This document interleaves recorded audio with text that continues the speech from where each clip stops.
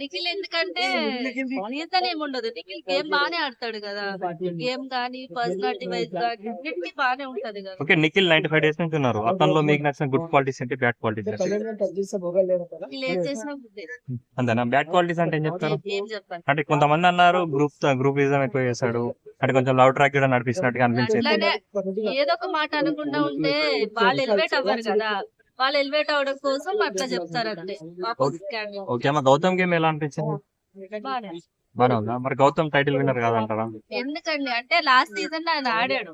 మళ్ళీ ఇదే సీజన్ లో వచ్చి ఆడి ఆయన గెలిచాడు అనుకో ఏముంటది, ఈ సీజన్ వాల్యూ ఉంటది కదా. సో ఈ సీజన్ లో ఎవరైతే ఉన్నారో వాళ్ళే గెలవాలి. అంటే మీ ఉద్దేశం ప్రకారం కర్ణాటక బ్యాచ్ మొత్తం కప్ ఇవ్వాలంటారు ఈసారి? అట్లా ఏముంటది కదా. ఇప్పుడు కర్ణాటక బ్యాచ్ అని తెలిసి కూడా వాళ్ళని బిగ్ బాస్ తీసుకొచ్చారు కదా. తెలుసు తీసుకొచ్చినప్పుడు మరి వన్ టైటిల్ గెలవడం రాంగ్ ఏం కాదు కదా. అంటే ఇప్పుడు ఎన్ని